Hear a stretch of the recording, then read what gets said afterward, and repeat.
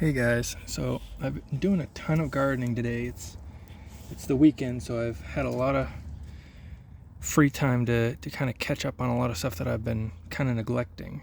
And I thought that I would do a bit of an update and a new kind of video talking about this guy here. So this is a black raspberry. This is a wild black raspberry that I collected. I brought it back and I've been growing it for like 2 years now, maybe 2.5, and I'm finally getting some good thick growth on it here. And I wanted to kind of go over kind of its characteristics so that you guys can know what it is, what to look for, all these different things. The black raspberry it's related to raspberries, obviously. It's related to blackberries. They're all part of the same genus, the same family. But what's unique about this guy is that it grows a raspberry, but it looks black like a blackberry, hence the name black raspberry. And these guys are a little bit harder to find here in the Pacific Northwest compared to Himalayan blackberries, which are invasive, and trailing blackberries, which are native.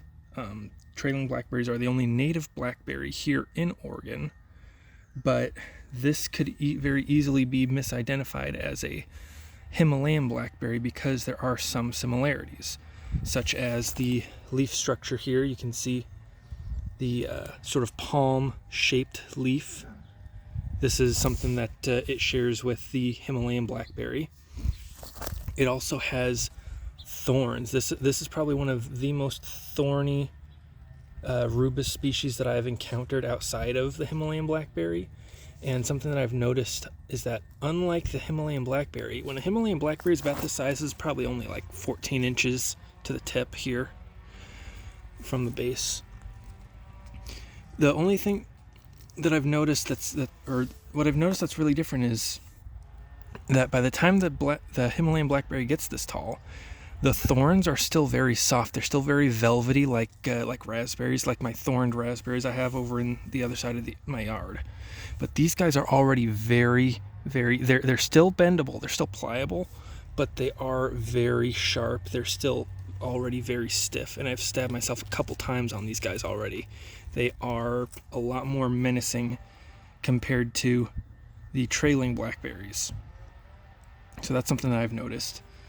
And then the second thing that you can notice that's different from Himalayan blackberries is that this shares a feature with trailing blackberries in that the stem here actually has a kind of waxy coating on it, where I don't know if I can show you guys very well on the video, but if you touch it, the color kind of changes because you're brushing that waxy coating off. It looks a lot less white and a bit more of a vibrant green underneath it. Or in the case of older stalks that kind of turn this sort of burgundy color, you rub it a little bit and you can kind of see that waxy coating coming off. Ugh. Yeah, very thorny. I'm getting thorns stuck in my hands now.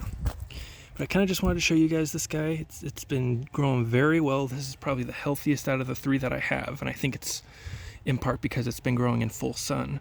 I'm going to probably be getting, it looks like I got one flower here. I've got one flower here, a real small one. And then I think I've got, one more right here. So not crazy productive, but I think this is still caused by the size of the plant. It's still not like a healthy full-size plant compared to, say, a Himalayan blackberry that gets, pretty darn huge. This guy should get it to a pretty good size, but it's still, kind of building up that energy. It's taken a bit longer, kind of like a tree that you grow from cutting as well. The cuttings take a good bit longer to grow than rooted, propagated plants like strawberries. Strawberries grow crazy when you've grown them from runners as opposed to from seed. That's another example. But just thought I'd show you guys this. Hope you enjoyed.